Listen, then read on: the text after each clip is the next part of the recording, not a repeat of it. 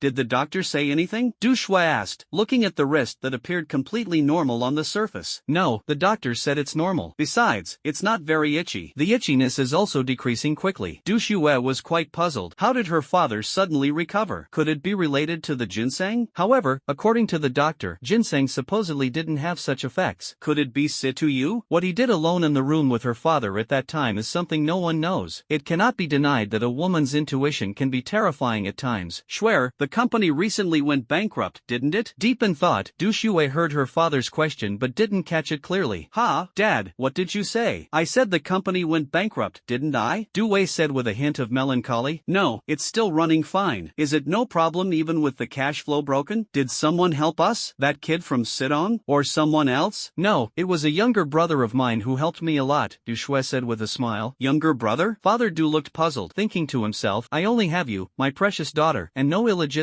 child outside. He's a younger brother, I acknowledged. This time, the company crisis was entirely resolved thanks to him. I haven't had the chance to thank him yet. Is that so? Bring him over sometime to meet me. I'm quite curious about young people. Alright, maybe next time if there's a chance. Du Shui's face was slightly flushed. She always felt a bit awkward. As for Situyu, it was already late at night. He came to the place where Kuliana had stood before, with the star core having returned to his body. Looking at the distant mountains, he spoke. How is it? How's the swallowing process? Karina licked her little tongue and said with lingering satisfaction, it was very enjoyable to eat. It's just a bit frustrating not being able to eat it all. Situyu's face darkened. If she ate it all, how much time would be wasted here? Better to level up early and think about it later. So how's the collapse plan going? Everything's been handled, and in another hour, it will collapse. By then, there'll be a boom and a small-scale earthquake. I really want to stay here and watch the excitement. It must be so much fun. Fun? Are there no workers on site? He sounded a bit worried. replied. No one is here. Everyone has gone to rest. Alright, then let's quickly leave the area. After saying that, they left without looking back. Kalina also disappeared into thin air. At around 2 a.m., a loud explosion echoed through the coal mine. The local earthquake monitoring agency simultaneously detected a magnitude 2 earthquake. After identifying the source of the seismic activity, it seemed rather peculiar. How could the earthquake be so close to the surface? There's usually no such shallow epicenter. Could it have been a massive explosion? The inspector didn't dwell on it further and immediately took the report and made a call to their superior in the middle of the night. The leader was also shocked upon receiving the news and immediately reported to the top official. The top official quickly deployed the local armed police and regular police to seal off surrounding roads overnight. They hurried to the scene. The miners near the coal mine were so terrified by the loud noise that their souls nearly left their bodies. It had only been about a month since the last loud explosion. This time, it was even bigger and more extreme, directly causing a whole mountain to collapse. If anyone was underneath, there'd be no need for a rescue, just erect a gravestone on site. In the mine's office, Wu Rende, Third Lord Wu, was currently wrapped around his mistress, the accountant, engaging in physical activity. Just as they were about to reach the climax, a sudden deafening noise startled him so badly that he bent over in fear. For a moment, he couldn't even lift his head. At the same time, Huang Mei, beneath him, passed out from the shock. The noise was simply too loud and too abrupt. Third Lord Wu didn't bother with Huang Mei, hastily dressed himself and ran outside. He saw the mountain near the coal mine had vanished. Realizing the severity of the situation, he immediately called his second elder brother. The call connected, and he quickly said, "Second brother, something terrible has happened. We're doomed this time. What are you panicking about in the middle of the night? If there's something to say it quickly," second uncle said impatiently. Being woken up in the middle of the night made his waking temper naturally bad. The mountain is gone. The entire mountain is gone. Are you out of your mind? What does a missing mountain have to do with you? Stop worrying about nonsense. Wu's second uncle completely didn't understand what the other party meant and continued to criticize them. Second brother, my dear second brother, the mountain I'm talking about is the one at our coal mine. The entire mountain has collapsed, burying everything into the mine shafts. What should we do? Third Uncle Wu was extremely anxious. If this matter was not handled properly, it could lead to big trouble, and the three brothers might end up eating government-provided meals. Are you sure you're not mistaken? We're miners, not mountain diggers. How could the mountain collapse? Second uncle was a bit confused. I don't know either. Hurry up and notify our elder brother and ask him what we should do. This is a serious matter. Alright, you wait. I'll call our elder brother right away. Hanging up the phone, second uncle Wu immediately dialed his elder brother. Hello, is this big brother? What is it? Go ahead. Third brother just said the mountain above the coal mine collapsed and buried the entire mine. What? When did this happen? It probably happened for about 2 or 3 minutes. What should we do? Can we cover this up? This is too big. I'm afraid it's hard to conceal. Quickly inform third brother. Leave that place immediately. Pack up the stuff and run away. You too, take all the valuable items with you. We'll head to S City first to lie low. After saying this, he hung up the phone. Wu Eri notified his third brother and hurriedly packed up his belongings, leaving the city overnight. The three of them left Sioux City separately. Within less than 10 minutes, the local armed police arrived at the scene and sealed off all the surrounding roads. Shortly afterward, the police arrived as well, and together they sealed off the area so tightly that not even a fly could get through. The top official first arrived at the site of the incident, followed by the experts. After a detailed investigation, it was confirmed that the mountain had collapsed and sunk into the coal mine below. After questioning the miners at the scene, it was determined that there were no casualties in this incident, which was a small blessing amidst the misfortune. Further investigation revealed that this coal mine was being operated illegally, and connections between the Wu family's three brothers and the mine were uncovered. The top official became extremely angry, burning with rage, and promptly instructed the police chief to block the roads and arrest the Wu family's three brothers. Unfortunately, it was already too late. The three brothers had already left XZ by that time. Then a detailed audit began on this coal mine to check how much state-owned property had been privately stolen. The top leader was inescapably held accountable. He was furious, as this would be a political stain. It would severely affect his path to promotion and might even result in being reassigned to a marginalized position. Someone had to be scapegoated for this. Subsequently, XZ initiated a top-to-bottom rectification. All levels of officials and anyone involved in this matter were recorded and awaited disciplinary action from higher authorities. Satuyu was very frustrated, driving home late at night on a long-distance trip. He expressed how tired and bored he was, so he pulled a little girl into doing him a favor, asking her to keep him company and chat along the way. The little girl looked very innocent. At the moment, she was wearing a set of pajamas, topped with an oversized sleeping cap, all in pink. She quietly stared at Satuyu without speaking, as if to say, "Look at how I'm dressed. Can't you tell? I'm still just a kid, and I need to sleep more to grow up." Satuyu tragically discovered that he had no words to respond. He directly told her to go to sleep, then turned on the radio. In the middle of the night, there was nothing interesting at all. Suddenly, a piece of news interrupted the broadcast. A level 2 earthquake occurred in Sioux City. Since the magnitude was too low, residents were advised not to panic. Situ smiled faintly. An earthquake was even brought into it. After that, there wasn't anything interesting to talk about. Bored to death, he returned to S-City, caught up on sleep, and woke up at noon. He dared not continue sleeping. If he slept any longer, he definitely wouldn't be able to sleep tonight. With nothing else to do, he remembered his spoils of war. He immediately called out the little girl. This kid had changed into new clothes again. She was so beautiful that she looked good in anything. That Kalina, where's my reward? Here, take it. Something resembling a white stick was placed into his hand. What is this? Don't tell me it's just the knife handle? Situ asked suspiciously. That's exactly what it is. Its name is Low-Level Biological Combat Knife. Why is it called a low-level biological battle blade? How do you use it? Because it's inherently low-level, and like the armor, it's made of biometal cells. Plus, let me tell you, as long as it absorbs more biological cells, it can acquire various biological characteristics. By then, the battle blade can continue to upgrade and evolve other functions, as can the armor. The usage method is the same as the bracelet, just place it into the white crystal and hold it to your forehead. What about the white crystal? Hurry up and bring it over. Don't try to dodge or muddle through this. I haven't forgotten. Here you go. Here's 10,000. Count it yourself. The little girl felt a bit of heartache, but fortunately, these weren't taken from her own food supply. Hee, I'm so clever. Mother Empress, is this really okay? Won't it cause trouble for the master? Who cares? If there's trouble, we'll just shrug it off and leave, then find another place to do this again, the little loli said nonchalantly. The main AI was speechless. This Mother Empress sure was willful. She doesn't listen to the master at all. Their conversation was completely unknown to Satuyu. He was currently joyfully counting his spoils. 1, 2, 3, 4, 99, 100. Damn, how long will this counting take? Forget it, roughly estimate it. Then he evenly divided that big pile of white crystals into 100 portions and corrected the quantity of one portion again. Close enough. Seems like the little girl does have some credibility after all. After finishing that, he embedded one white crystal into the hilt of the knife, placed it on his forehead, connected his thoughts, and threw all the remaining white crystals into the black subspace ring. The subspace ring even displayed an energy gauge. He then tossed the weapon into the subspace ring as well. Similarly, the subspace ring displayed the shape of a knife, positioned very close to the armor pattern. Damn, if I add a few more things, will there even be space left for the patterns? You're overthinking it. This thing can hold at most 5 or 6 items. Even if you cut it up, it won't hold more. How could so much white crystal fit inside? White crystal is energy, not a physical object. Alright, Sitayu has learned something new again. With a thought, the white knife handle appeared in his hand. This weapon has 3 modes. The regular mode is just the normal knife form. Assassination mode allows it to become invisible. And then there's the battleship slaying blade mode, which consumes considerable energy. It's better suited for briefly enlarging the blade to deliver a strike, after which it reverts to the regular mode. This approach saves a lot of energy. If kept in battleship slaying blade mode continuously, it would use up 1 white crystal's worth of energy in just an hour. Unless you think you have endless energy to spare, I wouldn't recommend using it that way. So, when you have time, find a place to properly practice switching the blade mode on and off quickly. It'll be really beneficial for future combat situations. Combat? With whom? Who knows? Better to be prepared for anything. I'm not a fortune teller. I can't predict the future. Satuyu nodded to indicate his understanding. He then thought of the regular mode, and the white blade instantly extended. Its length was roughly 1.1 meters, and the weight didn't change at all. With just one thought, the white blade instantly vanished, along with the handle. However, his mind remained connected to the knife, and he could distinctly sense its location. As for the warship cleaving blade form, he truly didn't dare to test it at home. That would definitely split the entire house into several pieces. He needed to find a place to try out the blade. His hands were itching to give it a go. But for the moment, he really couldn't think of a place in S-City where he could swing a blade recklessly. He couldn't just mess around on the mountain behind his house, could he? Otherwise, he'd end up with a water meter inspection and a bonus dissection package in no time. After familiarizing himself with the low-level biological warblade, he thought for a moment. Lately, he seemed to have been busy stealing vegetables, and it felt like he had forgotten something. He pondered for a long time but still couldn't figure it out. The phone suddenly rang, and upon seeing that the caller was Fong Hong, he immediately remembered what he had forgotten. He had promised to prepare the phones but hadn't done so. Smiling wryly, he answered the call. Brother, I'm calling you brother now. Where are the phones you promised would be ready in 2 or 3 days? I've been out of stock for several days already. Fong Hong was almost in tears. I went out for a bit and completely forgot about it. Sitayu laughed, trying to brush it off. Please, just don't forget again, I'm begging you. I'll transfer the remaining 1.45 5 million to you immediately. Tell me, brother, when can you help me get another batch of phones? This time, I need more of them. Alright, just tell me, how much do you need this time? I'll get it for you right away. This time, 1,000 units of both models. I'm buying them outright this time. I'm scared of you disappearing again. That habit isn't good. It couldn't be helped. Last time, he went out and forgot the charger, causing the phone to run out of battery and shut down soon after. The other party couldn't get through, leading to this misunderstanding. Alright then, go to the warehouse from last time at 4 p.m. this afternoon to pick up the goods. I'll be waiting for you there. Alright then, I'll get the car ready now. I'll hang up first, goodbye. After saying this, he hung up the phone. Situyu gave a wry smile. Such an impatient person. Looks like I won't be able to relax again today. Oh no, I forgot to ask him about something. Never mind, I'll ask later. Since there was something to do, he decided not to stay home any longer. He drove out and headed to the warehouse. The gatekeeper leisurely opened the gate for him. Speaking of which, the old man was quite resilient to the heat. He could survive an entire summer with just an electric fan. Moreover, there wasn't even a trace of sweat on him. His physical condition was truly remarkable. Inside the warehouse, he glanced at the surrounding ores. Before he could instruct the main system to get to work, the little girl became lively again. Are all of these my provisions? Didn't expect it. You've been quite considerate lately. Not bad, not bad. C2, you looked slightly stupefied. What kind of vibe is this? A gang? Doesn't seem likely. Why are you looking at me like that? I'm saying you can't level up right now, so why are you eating so much? Eat too much and you'll risk getting fat. C2U's tone was full of malice. Lately, this guy had been eating so much without being able to level up. Couldn't see any use for devouring those minerals. These things are materials for copying items. You absolutely cannot eat them. He guarded her like she was a thief. The little girl pouted, and seeing that it had nothing to do with her, she left immediately. Situyu ignored her and directly spoke to the main brain. Main brain, devour minerals equivalent to 2,000 phones, including 1,000 Fruit 7s and 1,000 Fruit 7 PS. After devouring, proceed to replicate directly. Understood. Executing the devour command. Devouring chains surged forth, instantly consuming the required minerals. Situyu felt a bit overwhelmed. It seemed he had a slight case of trypophobia. Begin replication, the main brain said. Another wave of motion. Every time he saw 3D printing technology, it felt like a dream. In just 1-2 minutes, 2,000 phones were completely manufactured. Main brain, why has your efficiency improved so much lately? Master, I've recently absorbed a lot of energy, so my efficiency has greatly increased. With more energy, the speed can improve thousands or even tens of thousands of times in the future. That's amazing. Situyu was astonished. If I had known, I wouldn't have come over so early. This is frustrating. What should I do with the remaining time? Maybe I'll make a call to check on the situation over at Strong Regulations? Picked up the phone and dialed. The call connected. Boss Chien, how's business recently?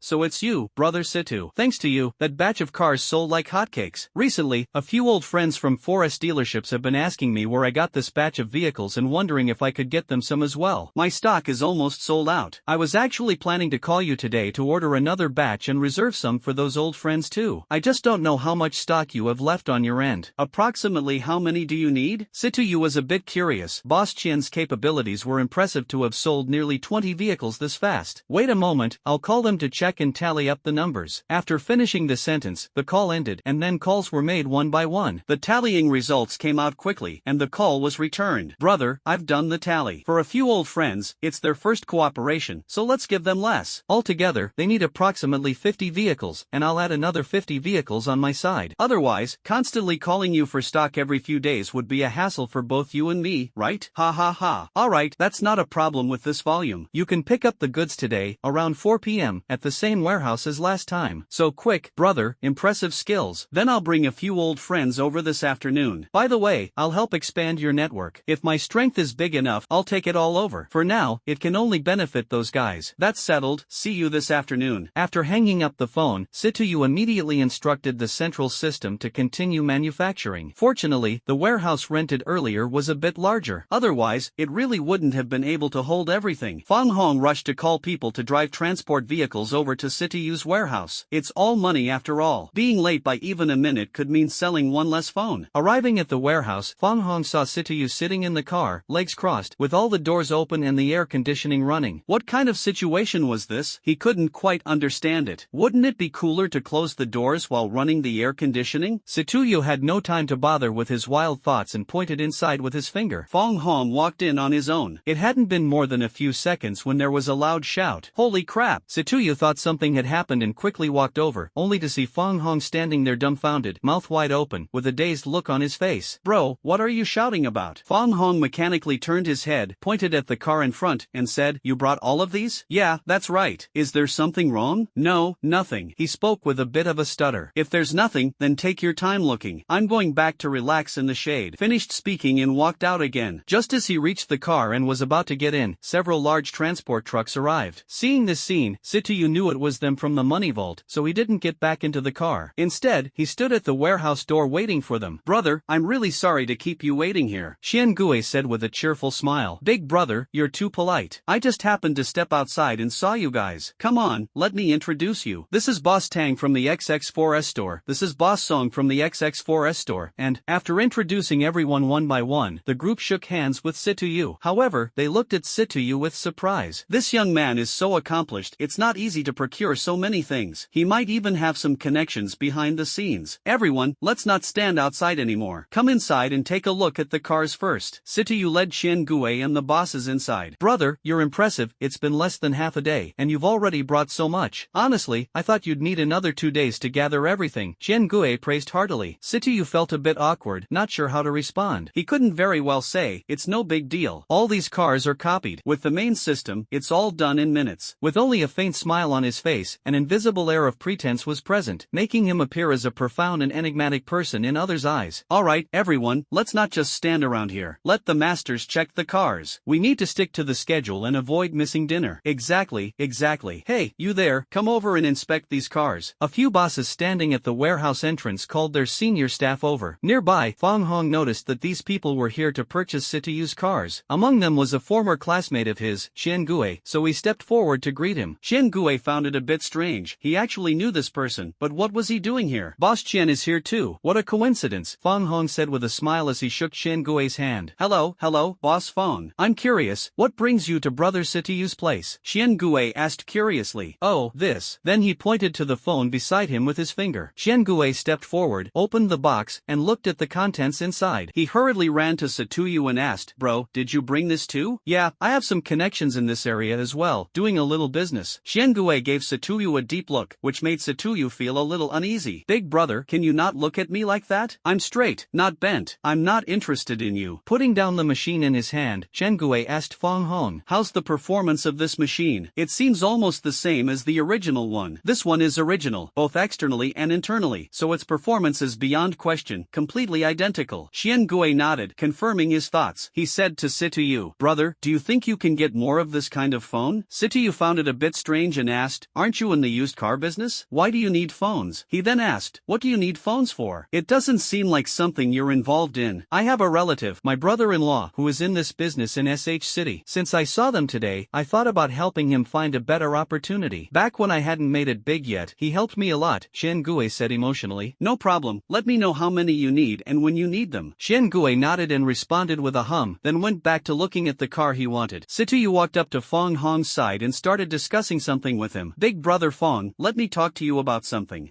Go ahead. You see, if these phones are sold in one place, it will inevitably lead to a decline in sales through official channels. But if the quantity grows too large, it might attract unwanted attention. Shouldn't we try to avoid that? Ha, little brother, what you're mentioning is not a problem at all. Oh, how so? Bro, do you think my phones sold so quickly just in City S? Are there other places where they're being sold? Yeah, you're right. I don't only do business in City S, I also have shops in the surrounding cities, so there's absolutely no need to worry about this issue. If these goods are scattered across several shops for sale, there wouldn't even be a ripple. You've really got a good strategy. No wonder you're a businessman. Situ casually flattered the other person. After everyone had checked everything they needed, they directly transferred the payment to Situ. This morning, he had received the final payment of 1.45 million from Fong Hong, and now he had received a transfer of 4.5 million from him to purchase these 2,000 phones. As for those buying cars, a total of 12 million was transferred. Situ sold them all at the price of 120,000 per vehicle, leaving the bosses thrilled. The profit from these cars far exceeded that of the original factory models. For instance, the profit from just one car's price was at least triple that, not to mention the earnings from future maintenance. These weren't even included in the comparison. It was all the same to them. The bosses all sent people to load the cars onto transport trucks. During this time, Xian Gui told Situ that it would be better to have more types of cars. Firstly, it would be safer, and secondly, easier to sell. Situ indicated he understood and told him he would bring in brands like Audi, Volkswagen, and Chevrolet in the future. Xian Gui expressed that it was great. Then, the few of them parted ways, each saying as they left that they would find an opportunity to treat Situyu to a good meal. The sky had already darkened. Driving back and forth from the countryside every day is really a bit inconvenient, Situyu thought. Since there's nothing much happening recently, why not buy a nearby villa? Thinking this over, he felt it was a good idea. The warehouse was only 20 minutes from downtown, and there's a Yangtze River nearby. There should be villas for sale along the riverside. This kind of location would be very convenient for him. After returning home, he searched online for houses for sale near the warehouse. The results were affirmative. There were several residential areas by the river with properties for sale. The next day, he visited a real estate sales office for a development called Riverside Garden. As soon as he stepped inside, a pretty female sales agent approached him. She had sharp eyes and had already noticed his Q7 when he drove in, even though he was dressed quite casually. These days, there were too many men who liked to act pretentious and show off, likely influenced by novels that glorify such behavior. Instead of learning proper conduct, they imitate characters in books who flaunt superiority. Last time, there was a middle-aged man who came dressed very plainly to buy a house, and no one stepped forward to assist him. Even the manager felt helpless, understanding that his attire might deter the staff from serving him. With no other choice, the manager personally approached him. The middle-aged man, seeing the manager's courteous attitude, immediately purchased 2 houses. The female sales agents present all stared enviously with eyes gleaming. After closing the deal, the man called for his driver to pick him up. The sales staff curiously watched the vehicle that came to collect him. It turned out to be a Mercedes-Benz. The agents were filled with instant regret. This time a rather plainly dressed person arrived, and she naturally took the initiative to greet him, showing quite a bit of enthusiasm. Of course, it's not to say that other salespeople weren't enthusiastic, it's just that she happened to be sharp-eyed and quick to act. "Hello, sir. Are you here to look at properties?" the salesperson asked with a smile. "Yes, I wanted to take a look here. How are the prices around this area?" "The average price here is around 10,000 yuan per square meter," she said while leading Situyu to the model display. "Sir, take a look over here. These are closer to the roadside, multi-story buildings with a price of about 10,000 per square meter. The price fluctuates slightly depending on the floor, but the fluctuation isn't significant. The high-rise buildings in the back row are priced a bit lower, generally around 9,000. Would you like me to take you to see them first?" Situyu looked at the area behind the model, where the Yangtze River was located. The houses closest to the river were clearly the villas. Then he asked, "How much are the villas over there?" The salesperson felt a surge of joy. Could this person be interested in the villas? Then he explained, "The villas inside are all located on small hills, so the air is excellent. Plus, with the Yangtze River behind them, the scenery is quite impressive. The surrounding greenery is far superior to the houses in the front, and the interior is luxuriously constructed, so the price is considerably higher than those in the front. The price is about 15,000 per square meter. Each house is approximately 600 square meters. Do all the interiors have the same style?" "The interiors of each house are entirely unique and independent." "Is there a style that combines the modern and classical styles?" Situyu casually asked. "This type of style, there's only one building, and it has the largest area, so the price is also the highest. It's 10 million. Sir, would you like to take a look?" "Alright, take me to see it." "Okay, please follow me." The salesperson led Situyu onto a sightseeing electric cart and brought him to the front of the villa at the back. Taking out the key, they opened the main door and stepped inside. The lobby on the first floor was spacious and well decorated, with great attention to detail in the materials used. Situyu fell in love with the place at first sight. They then went to check out the second floor, which was equally impressive. During the tour, the female sales agent threw him flirtatious glances, even sat on the bed and invited Situyu to try how comfortable it was. The blockhead promptly sat down, tested the bed, remarked it was soft and comfy, and that was the end of it. She was left frustrated, thinking, "I've made it so obvious, and you act like you didn't notice." Initially, she assumed Situyu, with his villa and luxury car, was certainly a wealthy man, someone worth enticing to see what benefits she might gain. Unfortunately, he simply ignored her advances. Situyu was far from oblivious. He had noticed everything. She had pulled up her short skirt to the point where her lace underwear was visible. The combination of black silk stockinged legs with a garter had him briefly swallowing hard. At some point, 2 top buttons on her shirt had come undone, revealing her ample cleavage, while her sultry, alluring gaze seemed capable of flooring even a flying insect. Yet, he had no interest in women with a reputation for being overly promiscuous, despite her attractive appearance. After finishing the tour, they returned to the sales hall. As soon as he entered the lobby, Situyu thought to himself how ridiculously small the world was. He'd run into a jerk again. Correction, this man's name was Zhang Yijian. This time, the person beside Zhang Yijian was no longer Wang Shaoli. Instead, someone else was following him, seemingly a student, probably a freshman, judging by the slightly inexperienced look. Situyu had absolutely no intention of engaging with this jerk, but that doesn't mean the other party didn't want to engage with him. Well, Well, isn't this classmate C2? How come the car you just bought not long ago, and now you're already here to buy a house? I really can't figure it out. How much salary does that coal mine give you for you to afford buying both a car and a house? Quite puzzling indeed. Zhang Yijian's careless and arrogant demeanor was thoroughly annoying. Second Master Zhang, who is he? The girl next to him asked.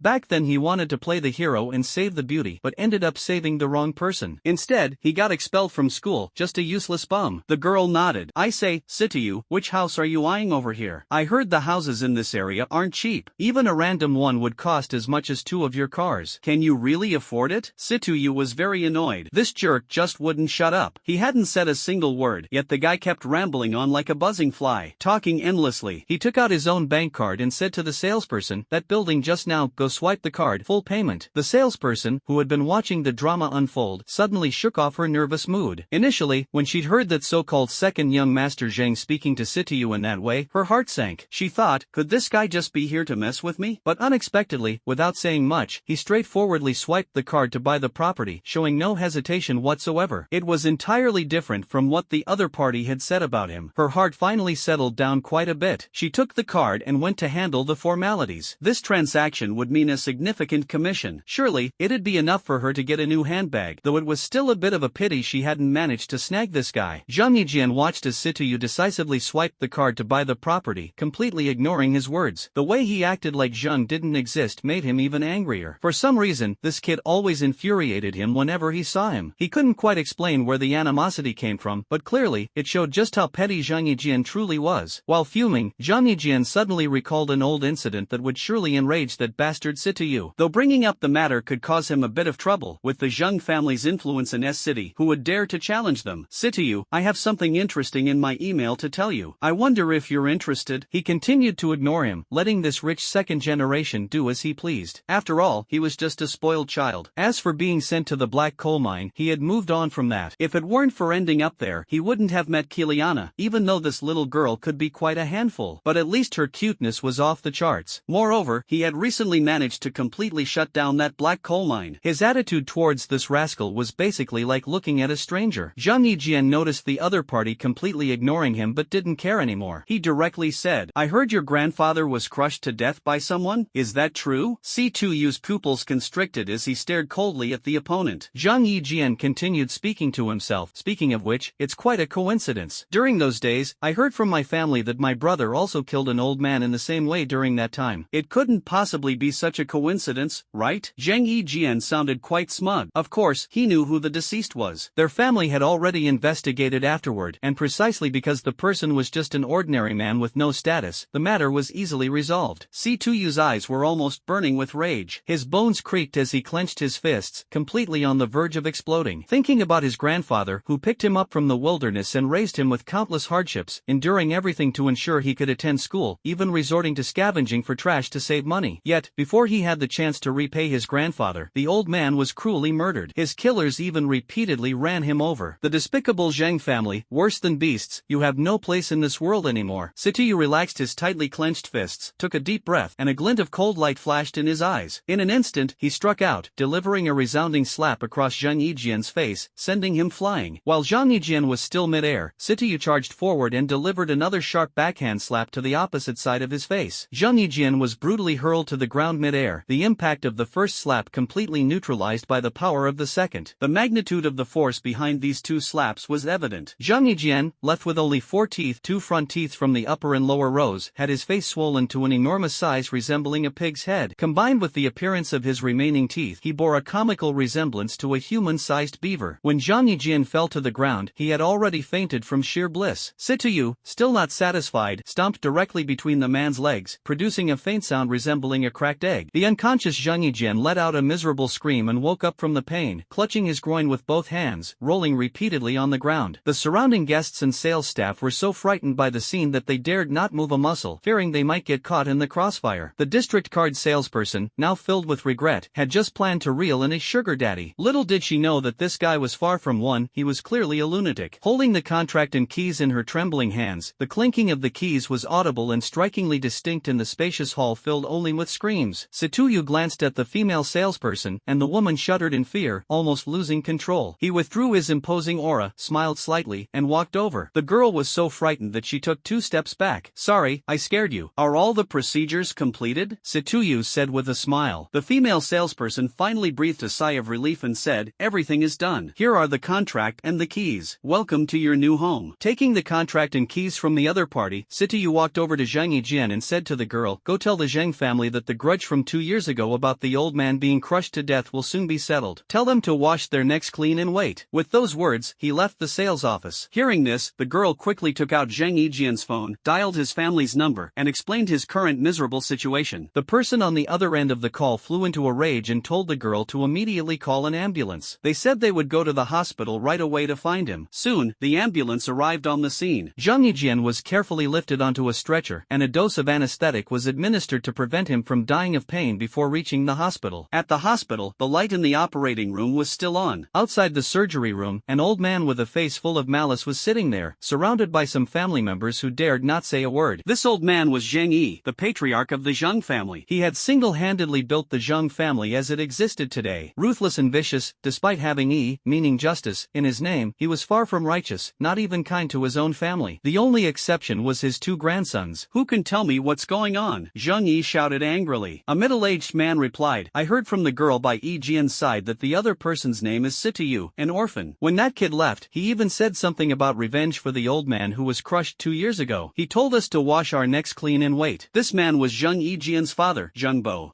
Such an arrogant kid actually dares to provoke the Zhang family. What kind of grudge does that kid have against us to go as far as to destroy Yijian's lifeblood? This matter, Dad, you already know. 2 years ago, Zhang Yiwen caused a traffic accident and ran over an old man. After investigation, it was found that the old man was essentially a lonely elderly man. Therefore, we directly greeted the traffic bureau chief, sent some small gifts, and settled the matter. That kid is the old man's adopted child. An old guy died, and that's that. How dare he come back for revenge? There's no need to call the police about this. I'm going to personally slice him up piece by piece. Let those petty troublemakers see what happens when they mess with the Zhang family. Alright, but what about Zhang Yijian's injury? Can it still be treated? The doctor said it can only be kept as is. In the future, that thing will be useless except for complaining. Trash. It was unclear whether he was referring to his grandson or the doctor. Since Yijian no longer has the ability to carry on the family line, he's of no use. Just send him abroad and give him a fixed allowance every month. At least he won't embarrass us here in the country. I'll give you 3 days. Investigate that kid's situation and see if he has any special background or connections. Report back to me once you've figured it out. This old fox, despite his earlier rage, had quickly calmed down. Years of navigating the underworld hadn't been for nothing. Understood, I'll handle it right away. With that, he hurriedly left the hospital to gather information on Situyu. The lights in the operating room went out, and Zhang Yijian was wheeled out. A group of people gathered around, bombarding him with questions, but Zhang Yizi didn't even glance at him. He walked straight out of the hospital. He had lost one of his 2 grandsons, and the other side had even said they would come for revenge. This matter needed to be handled cautiously, judging by that young man's moves. He was no ordinary character. As for Situyu, after leaving the sales office, he didn't give a damn about that so-called Zhang family. Now he had a low-grade biological battle armor and a battle knife. Dealing with these trash would be sorted out in mere minutes. What he needed to do now was to investigate where the Zhang family's stronghold was. If he openly made threats but didn't know where to go to stir up trouble, it would be embarrassing. However, he wasn't in a hurry to go back and look for information. He went to the riverbank and gazed at the rolling river. A surge of longing welled up in his heart. The little girl sensed the emotional fluctuation of the other person and projected it. She wanted to comfort him, but before she could start, she heard Situyu's wailing. Yangtze River, you're all water. Zhang family, turning you into ghosts. Ha, what kind of nonsense is that? If you're uneducated, don't pretend to be smart. The little girl laughed so hard she nearly fainted. Situyu chuckled and said, let's go, time to head home. Back at home, Situyu looked up the distribution of the Zhang family's businesses online. It turned out they even had a headquarters building. This is perfect. Situyu hadn't intended to make such a big scene, but now equipped, what could he possibly fear in this world? Brimming with confidence, he thought of simply demolishing their building. Let this group of scoundrels suffer some disgrace first, and then gradually experience the torment of nightmares surrounding them. That night, Situyu went alone to West City and parked his car 3 kilometers away. Late into the night, when the streets were deserted, he slipped into the shadows and donned a low-level biological battle armor. Swiftly moving, he approached the building and took a look at the surroundings. It was great, quiet and empty, ensuring the collapsing building wouldn't affect the surrounding areas. Mainframe, scan this building and check how many people are still inside. Understood. Initiating pulse detection wave. Invisible ripples spread outward. There are still 12 people inside the target building. Based on their locations and equipment, 95% are security personnel. Equipment? Do those rubber batons used by security even count as equipment? No, master. The other party is armed, and there is a relatively hidden room inside the building. It contains quite a few primitive weapons, as well as some powder extracted from plants. Powder extracted from plants? What's that? Not sure. Insufficient data. Is there any imagery? Yes, take a look. Packets of powder resembling flour were projected out. No way, why are they hiding flour? And isn't this packaging all in 1-pound packs? This packaging is way too small. Sitayu had never come into contact with such things since childhood, so he had no idea what this white powder was. Whatever, these things are useless to us anyway. These guys carrying guns are probably not good people. In this great heavenly empire, there are only two types of people who carry guns, either police or soldiers, or members of the black society. So, let them go to meet God and repent along with their iron tools. My responsibility is to send them to meet God. He looked around at the situation, took out his bio-warfare blade, and directly made a large hole in the wall, boldly walking in. Now clad in armor, what the cameras captured was merely a shadow. Focusing on the load-bearing pillar in the center of the building, he immediately switched the blade to its ship-cleaving mode. With several swift slashes, the pillar was reduced to small fragments. Then, he went after a few other pillars. In no time, all of the load-bearing pillars were severed, and fine cracks began appearing on the walls. Judging by the looks of it, the building was close to collapse. Sitayu wasted no time and slashed a few more cuts at several corners of the outer wall. Without looking back, he sprinted away, running far from the site. The exhilaration he felt was indescribable. Using the ship-cleaving blade for the first time on such a colossal object made him want to shout in excitement. However, he also realized that the blade was quite difficult to control, awkward and cumbersome to wield. It seemed that he'd need to find a place to thoroughly practice the technique of instant mode switching. In some unnoticed corners, certain cameras managed to capture some black figures. Although their appearance is unclear, it added a few ghostly legends to this world. The people inside the building heard some creaking sounds echoing around them. It seemed odd, why were such noises heard in the middle of the night? When they went outside to check, they saw cracks spreading across the walls, and the building began to shake a couple of times. Suddenly, with a loud boom, the entire first floor of the building collapsed directly. The whole building plunged straight down into the basement and then toppled over sideways. The people inside the building were terrified out of their wits. How could there be any place to escape? Grabbing whatever was around them, they fell along with the collapsing building, their fates unknown. The police department quickly received an emergency call, and the fire brigade also received a disaster relief alert. Both rushed to the scene of the incident, and in this silent late night, the sound of vehicles was particularly piercing. Soon, the police sealed off the surrounding roads. The firefighters also arrived at the location of the incident and were completely stunned upon witnessing the situation. What is this? Why does this building look so strange? Then, a flurry of phone calls was made, and various engineering and rescue vehicles began hurrying to the scene one after another. An unidentified department also received the news and dispatched a few investigators to the location of the incident. Through checks conducted by police dogs and various instruments, several corpses were discovered. Their deformed faces were horrifying and distressing, but what shocked the firefighters was not the condition of the corpses but the firearms found on their bodies. They immediately began communicating with the police. The police arrived in front of the corpse, and upon seeing the mangled body, nearly vomited. Suppressing their nausea, they approached the body and frowned upon noticing the handgun on it. Putting on gloves, they retrieved the firearm and placed it in a plastic bag. Then, stepping back a bit, they took out their phone to report the situation to their superiors. The incident escalated further, prompting more city leaders to arrive at the disaster site, while additional administrative police officers also came to the scene. As the incident was significant, trying to conceal it was futile, so the news directly reported that the collapse was caused by issues with the building's quality. Meanwhile, the Zheng family also received the news. Zheng Yi was still asleep when he got the update but was completely dumbfounded upon hearing it. How could his building collapse? This was just too bizarre. His son also arrived at the scene, and neither of them could make sense of the situation. This building was supervised and designed by you back then. Tell me, what do you make of this? Zheng Yi asked with a sharp glare. Zheng Bo shuddered and thought to himself that the old man suspected him of cutting corners and taking kickbacks, harming his own father. He quickly replied, "Dad, I swear to the heavens, this has absolutely nothing to do with me. The building was designed and constructed entirely according to the blueprints, without any corner cutting. I didn't take a single advantage from it." Zheng Yi pondered for a moment and said, "Have the police shared any updates?" "Not yet. The scene is very complicated and chaotic. It might take a while before the accident report comes out," Zheng Bo replied. The two sat in the living room, chatting sporadically, waiting for news from the police. Soon, Zheng Bo's phone rang. He quickly answered the call. "Hello, how is the situation?" The voice on the other end said, "It's very strange. The building as a whole is fine, but the situation on the first floor is peculiar, as if it had been cut by some sort of sharp tool. However, there has never been talk of any sharp tool capable of cutting through a building in this world. That's the most baffling part. What's the situation inside that building? They say a few people died inside, and some bodies were found. Guns were discovered on the bodies as well. Alright, I understand. Keep gathering information. After hanging up the phone, Zhang Bo hurriedly reported to his superior. Fortunately, that building was registered under a stranger's name back then, otherwise, it would have been quite troublesome. But everyone in the city knows it's ours, so what should we do about that? Zhang Bo asked. We have a lease agreement. We're just tenants, not the owners. The security personnel belong to an independent security company, so they have nothing to do with us. Everything inside is unrelated to us. We're merely working in that space. As for those guns and the white powder, we have no idea whose they are. At the very least, we didn't lease that particular room, did we?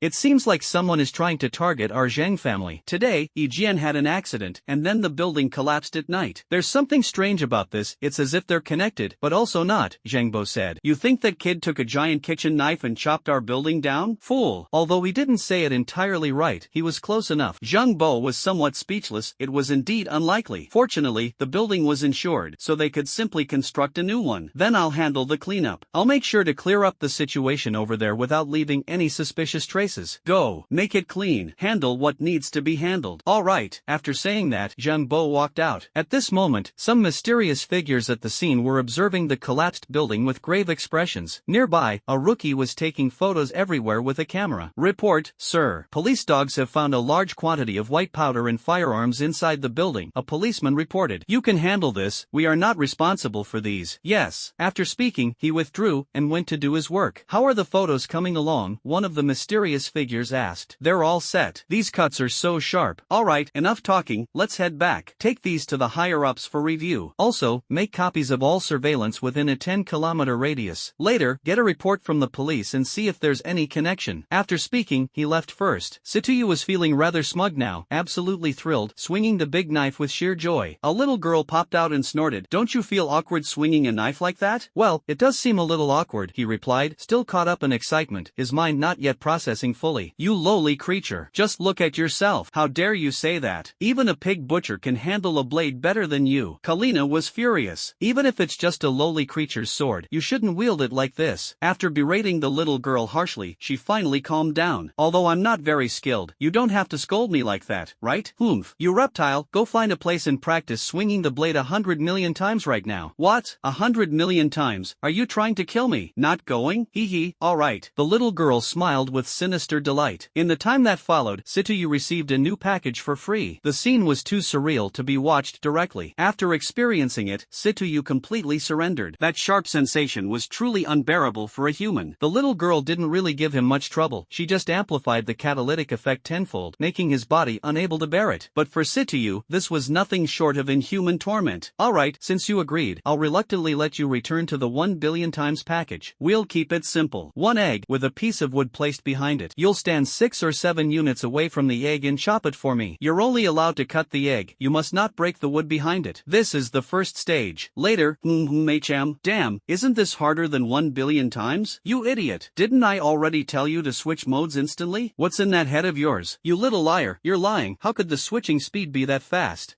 I don't care about all that. Either go practice or you know what to do. Her eyes were full of excitement. Situyu was startled. This girl seems to be developing in the wrong direction. Just looking at that expression, you can tell she's not thinking about anything good. What if she turns into an S-control type later? No, absolutely can't let her develop this kind of habit. Alright, I've agreed. But you'll have to wait until I finish handling this first. Deal, I won't push you. I'll give you 1 week. With that said, the little lowly ran off and disappeared. Situyu lay down and thought about what needed to be done. This trip might take quite some time, so he had to prepare some phones, as well as several types of vehicles. He also needed to bring back some virus samples to devour. In the early morning, the still drowsy Situyu was woken up by his alarm clock. Today, he needed to go buy a few new car models and move houses. There wasn't much to move from home, mostly just some sentimental items, as the new place already had everything ready. He could move in right away. That silly bird should be taken along too. And he also had to move the Queen Devourer device. Over this period, the genes within a 3-kilometer radius of this house had almost all been collected, so relocating might yield some new ones. The only issue was figuring out how to move it. Kalina, a quick question, how do I move the Queen Devourer? Leave this to me directly, I'll recycle it into the stellar core. If it's needed later, we can just create another one. That does make things much easier. Soon, the Empress crawled out from beneath beneath the soil. Why does it look like it's gotten a bit fatter? Situyu looked somewhat puzzled. You think it's a machine? It's a living being that needs to eat. Of course it's going to grow bigger and get fat. What's the big deal, country bumpkin? Once again, Situyu was mocked. The devouring chain reclaimed the empress. He went back to his room, took his grandfather's photo and that old, outdated mobile phone, placed them in the car, and left the place. He also sent a message to Shui saying he had moved out. No one lived there anymore, and if she needed to find him, she should call him or go directly to the new house. He also provided her the new address. Shui didn't hold back either, mocking Situyu, saying he had abandoned his fellow townspeople and former classmates, gone off to enjoy himself, and left her behind. Situyu felt helpless and finally agreed to save a room for her in the new house, which finally managed to appease her. He kept feeling like Shui was acting like a busybody who always wanted to keep an eye on him, watching his every move. Thinking about this, he shivered all over. It absolutely couldn't be like that. Otherwise, life would truly be unbearable. The silly bird arrived at the new place, looked around, and seemed quite satisfied. It patted Situyu on the shoulder with its wing. He was puzzled. What was that supposed to mean? It means, little bro, you did a good job. The boss is very pleased. Ha ha ha. The little loli laughed happily. Situyu was speechless. This silly bird was so shameless, eating, drinking, and living off him without any sense of gratitude. Where did it learn this from? It seemed like a certain little loli was the same way. Then he drove off to the next destination. The next stop was Auto City, and this time he planned to purchase several models of popular cars to store in the warehouse. Upon arriving at Auto City, he headed straight to the Audi section he was familiar with and bought a standard A6, asking them to deliver it to his warehouse. Then, he proceeded to the Volkswagen 4S shop. Upon arrival, he wasted no time, directly pointing to standard models of the Passat and Tiguan, also ordering delivery for these cars. Afterward, he continued to Toyota, Chevrolet, Buick, Ford, and other stores. Next, he called Feng Hong and informed him that he would be away for a while, asking how much inventory he needed and offering to provide it up front with payment later. Feng Hong thought for a moment and decided on 5,000 units of Fruit 7 and an additional 4,000 units of other models. He then spoke to Qian Gui about his departure, similarly inquiring about the quantity of stock needed. Qian Gui, being straightforward, requested a total of 20 vehicles across 5 different types, also agreeing to pay later. As for the other 4S shop owners, he wasn't familiar with them and did not make any phone calls to ask. However, Qian Gui's brother-in-law had previously informed him that if there was stock available, he could receive 9,000 mobile phones, including 5,000 units of Fruit 7 and the remaining 4,000 units of other models, noting that payment settlement would be smooth. Situyu readily agreed, directly telling Qian Gui that due to his personal matters, this time all transactions would be settled at buyout prices. The goods could be provided in advance, with the delivery timing to be communicated later. Afterward, he purchased 3.2 million worth of minerals from Du Shui. Although there was excess ore, it didn't matter, the materials would be needed sooner or later. After having a simple meal, he headed to the hospital. Arriving at Shui Mushi's office, he knocked on the door, and a pleasant voice rang out. Come in. Hearing this voice, Situyu felt a bit puzzled. Excuse me, is this Dr. Shui Mushi's office? Yes, are you looking for Dr. Shui? The young nurse asked, perplexed. Yeah, isn't she here? Oh, that's right, she has a surgery to perform right now, so you may need to wait a while. Situyu thought about it, there wasn't anything else to do today, so he decided to wait. Alright, I'll wait here for a bit. Then the two started chatting in the office. Situyu was a bit baffled by all the questioning. Is this girl investigating household registration? Have they switched to women for water meter inspections now? He didn't straightforwardly say everything but simply mentioned his name, where he's from, and emphasized that he's single and available for a date. The young nurse was so embarrassed that she ran out immediately. Situyu was quite satisfied with this result. If she had kept asking, he really wouldn't know whether she might inquire about his ancestors from 3 generations back. However, the wait was quite long, more than 2 hours. Feeling bored, he lay down and took a nap. Hey, wake up, we've arrived.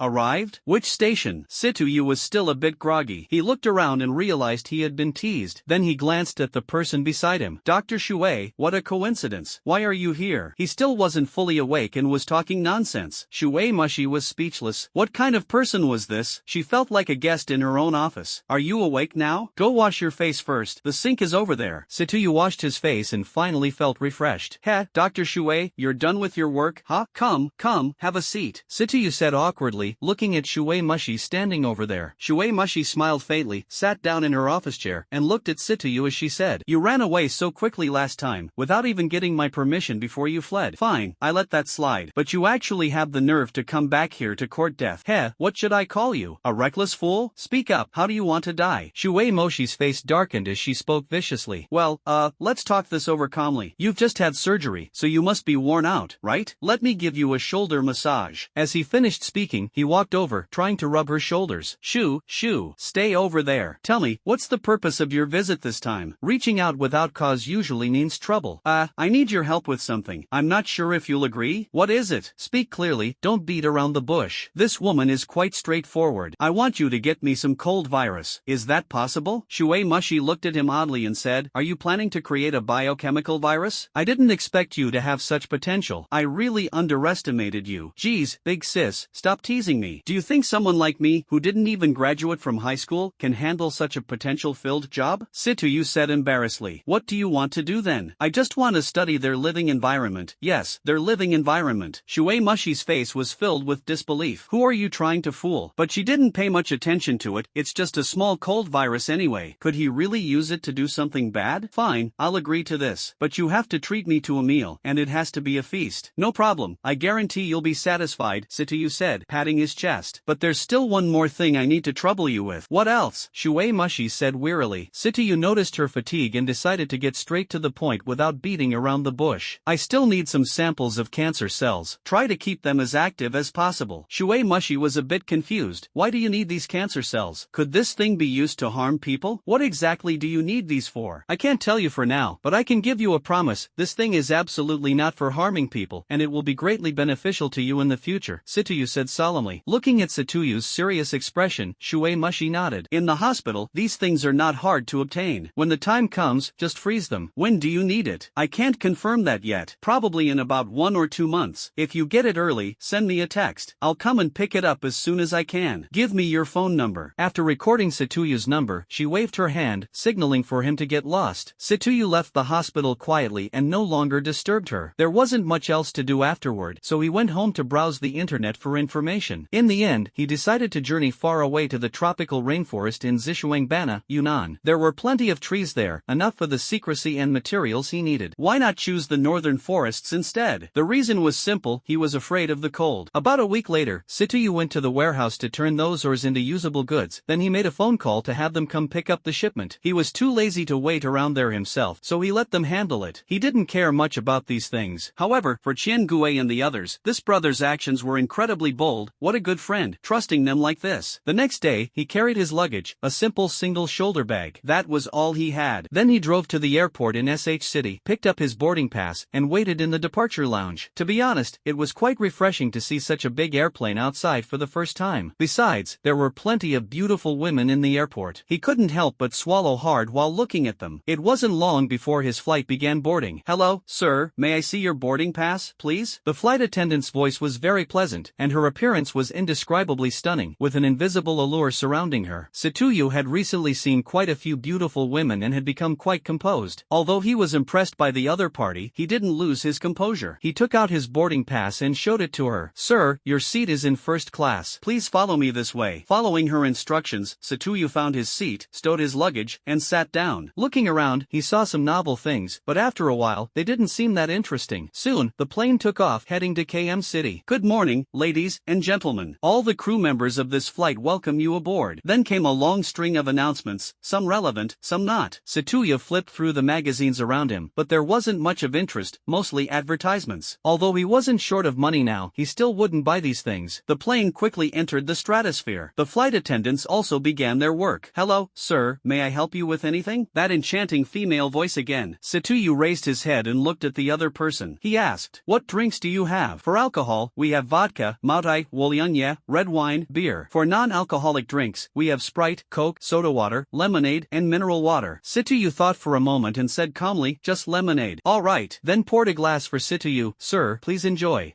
Thank you." Taking the drink, he no longer continued staring at the beauty. Looking out the window, the ever-changing clouds beneath his feet felt dull and monotonous. He decided to stop looking, reclined his seat, closed his eyes, and began to sleep. However, it wasn't long before he was startled awake by a loud shout. It seemed peace was elusive no matter where he went. Waking up groggily, he sighed, turned turned his head and glanced back toward the economy class. What the heck is going on? This can't be happening, right? My first time flying and I encounter such a tragic situation. Is this a hijacking or a plane bombing? In the rear economy class, 3 bearded men were standing there shouting incomprehensibly. One of them, positioned at the back, was holding a small handgun. How did this thing even get on board? The security check must have been seriously flawed. The other 2 were standing on either side of the middle aisle. They were holding knives made of some unknown material. Several flight attendants had been cornered and restrained. A flight attendant walked forward, seemingly intending to head to the back to see what was happening. However, as she passed by Sitayu, he suddenly grabbed her, covering her mouth and pressing her body against his. The posture was undeniably suggestive. If it weren't for the current tense situation, one might mistake them for a couple. The enchanting beauty snapped out of her earlier fright and hurriedly struggled to get up. Sitayu quickly gestured for her to keep quiet. Still somewhat confused about the situation, the beauty instinctively nodded. Sitayu released her and whispered softly, "There are a few guys behind us. Looks like they're planning to hijack the plane. Keep your voice down and don't let them notice." The beauty's eyes widened in shock, and she almost screamed again, but Sitayu quickly stopped her. Taking 2 deep breaths, the beauty finally pried Sitayu's hand away and glanced at the situation behind them. It was indeed just as Sitayu had described. She immediately became tense, unsure of what to do. This beautiful woman is named Gume. She just started her internship this year, at the age of 22, and hasn't graduated yet. At school, she was considered a top-tier campus beauty, and her academic performance was excellent. During her time at school, countless men pursued her, which annoyed her to the point that she decided to escape the flies by taking an internship. She had only been in the air a few times, yet she encountered such an incident. Her seniors probably hadn't experienced anything like this in their entire lives, but she somehow managed to run into it after just a few flights. Feeling unlucky, she wanted to cry her heart out. Why couldn't she find peace anywhere? At school, there were flies, and now even in the sky, she encountered robbers. Is there no justice left? For Sitayu, these robbers were nothing to worry about. They were basically the kind of street-level thugs he could take down in one move. However, the problem was that they had guns. While he himself wasn't too concerned, the issue was that they were in the sky. If a hole were to be made anywhere, things could get very dangerous. As he was pondering, a bearded man walked forward, seemingly heading toward the cockpit. Sitayu pulled the blanket over himself and the beautiful woman, hiding her underneath to prevent her from witnessing a bloody scene that might leave her traumatized. Meanwhile, he squinted his eyes and pretended to be asleep. The bearded man walked while looking around. He didn't notice anything special. The few passengers in first class were sound asleep, completely ignoring what was happening behind them. They seemed overly confident in the security of Huaxia. As he proceeded forward with a cold sneer, he failed to notice a figure quietly appearing behind him. A swift chop landed directly on the back of his neck. The man was knocked out instantly. Sitayu quickly caught him to prevent him from falling to the ground and making noise that might alert the others. He casually took the man's knife and tossed it into the subspace ring. Then, he stripped the man's clothes and tied him up like a bundle. Returning to his seat, he gently patted the beauty and asked, "What's your name?" "Gume, why are you asking this? Do you even know what time it is now? This is just in case, you know, if we both end up reporting down there, remember to say we're a married couple. That way, we'll have better options for reincarnation. I heard that's the treatment they give." Sitayu couldn't resist joking. Gume was speechless. What kind of person is this, thinking about such things at a time like this? "Let me ask another question." "You better not ask. I don't have the mood to answer all these nonsensical questions," Gume said gloomily. "This time it's a normal question. If these hijackers are killed during the hijacking, will the person who killed them be sentenced?" When Gume heard this question, she looked at him with an expression as if he were an idiot, as though asking, "Do you have any common sense?" To be honest, Sitayu didn't. He really didn't. It was his first time flying, and also his first time encountering a hijacking. He had no experience with this, so he spoke with righteous determination. "Don't look at me like that. I've never encountered this kind of situation. I really don't know." Gume was speechless. "Can I say I've never encountered a hijacking either, and I don't know if it would happen? Of course not. After all, I was trained for this. Although I still don't understand why I was told these things back then. It won't happen. They'll even give you a bonus." "Don't worry," Gume said irritably. "Alright, forget the bonus. Just don't give me any trouble when the time comes. If you could give me your number, that would be even better. This rascal has come into some money recently, and his courage has started to grow. Now, he even flirts when he sees a beauty. Alright, if you can take care of these robbers, not only will I give you my phone number, but also my home address." "Are you serious? Are you taking me to meet your parents? Honestly, I don't even have a girlfriend yet. Shouldn't I prepare some kind of gift for meeting the parents?" Gume was on the verge of breaking down, blaming herself for being too talkative and mentioning the home address. Sitayu glanced behind him. Those two seemed a bit anxious, clearly uneasy that their accomplices had gone over for several minutes and still hadn't returned. He was also afraid afraid they might act recklessly, so he stopped teasing the beautiful flight attendant. He stepped forward directly, and another bearded man in the aisle saw a passenger approaching and started yelling at him. The general meaning was to tell him to sit back down. The other trembling passengers were astonished to see someone daring enough to step forward. Situyu had no interest in the thoughts of the passengers here. He walked straight up to the bearded man and smiled faintly. The bearded man was somewhat confused, wondering what this guy was up to. Didn't he see the knife in his hand and his accomplice behind him holding a gun? What was the meaning of walking up like this? This wasn't how the script was supposed to go. As a hostage, shouldn't he be sitting obediently in his seat, trembling with his head down? Situyu had no time to listen to his inner thoughts. With a full-force side kick, the bearded man flew backward through the air, crashing into his gun-wielding accomplice behind him. Blood spurted from his mouth, spilling all over the aisle. He died on the spot. The accomplice, who had been hit, hadn't even had time to react to what was happening. He just felt himself being struck by a heavy object, stumbled backward, and fell, with his partner lying motionless on top of him. Situyu didn't wait for the other party to react. As the bearded man was kicked away, he quickly ran forward. He didn't want to sprint here, as the crowded and chaotic environment might lead to unexpected complications. The bearded gunman who had fallen to the ground pushed away his comrade on top of him, seemingly intending to fire a warning shot. However, before he could even raise his hand, it was grabbed and, with a crisp snap, his wrist was broken, causing the gun to fall. A follow-up hand strike rendered him silent. He passed out immediately. Just as he was about to stand up, flash a smile at the audience, and show off a bit, a burly man in the seat stood up, pulled open his jacket, and revealed a bomb strapped to his body, its timer still counting down. Damn, it really is a suicide bomber. Damn it, why is there so much trouble just taking a flight? Situyu was furious. If this thing went off, a lot of people would really die. The passengers, upon seeing the bomb on the man, were terrified out of their wits. Some screamed loudly, while others fainted on the spot. The beauty hiding behind the seat also poked her head out, and when she saw the bomb, she was completely stunned. She swore she would never work as a flight attendant again. Experiencing this even once left an immeasurable shadow in her heart. Looking at the countdown of less than a minute above, Situyu didn't hesitate any longer. He sprinted forward and knocked the opponent unconscious. Meanwhile, the passengers were all in a state of confusion and panic, with hardly anyone paying attention to him. The unconscious man was dragged by one hand to the restroom at the back. This place was truly too cramped to fit two people. Main brain, devour this bomb for me. Understood. In less than 2 seconds, the bomb was completely devoured. Copy another one with the same appearance, but without explosives. Alright. Soon, an identical bomb appeared on the big man's body. Very good. Perfect. Then he walked out of the restroom confidently, tossing the big man aside like trash. The train police quickly approached and asked about the bomb. Situyu directly told them it was fake. The train police were dumbfounded. There are fake bombs? Could it be that these guys bought ones made in China? They couldn't have been that careless, right? Then, without further thought, he used handcuffs to restrain the robbers and contacted the destination police about the ransom on the plane. However, none of this had anything to do with Situyu anymore. The passengers, seeing that the bomb issue had been resolved, applauded and cheered. Some even approached Situyu to greet him and handed him business cards, hoping he could become their personal bodyguard or something. He accepted the business cards but didn't linger there any longer. He returned to his seat, ready to continue flirting with the beautiful woman. At least it wouldn't be boring, right? The beautiful flight attendant, relieved that the problem had been resolved, decided to resign after the plane landed. Even if she didn't quit, she planned to take a 6-month paid vacation. Sidongyu sat down and looked at the beautiful woman, saying, "Alright, now you can give me your phone number and home address, right?" Gume looked at him and said, "You really want them?" "Of course, what else do you think I stepped in for?" "Hurry up, no tricks allowed," Sidongyu said slyly. This young lady is also an honest person, just out of school and not yet graduated. She's not very worldly and straightforwardly gave her phone number and home address to the other party. "Ha, your home is in Zishuangbana?" "Yeah, why? I'm just about to head over there this time. It's my first time in that area, and I don't know the way. How about you show me around?" Gume hesitated, neither agreeing nor opposing. Seeing that the other party didn't object, Situyu knew there was hope and quickly continued. "Look at me, I look so honest, I can't possibly be a bad person, right? And just now, I even protected you, didn't I? Honest and kind people like me are hard to find, even with a lantern." Gume watched as the other party's words became more and more exaggerated, straying further from the truth. Honest? When he dealt with those robbers earlier, there wasn't the slightest hint of honesty. He was completely more ruthless than the thugs. However, thinking that his actions were meant to save her, she decided not to dwell on it. Alright,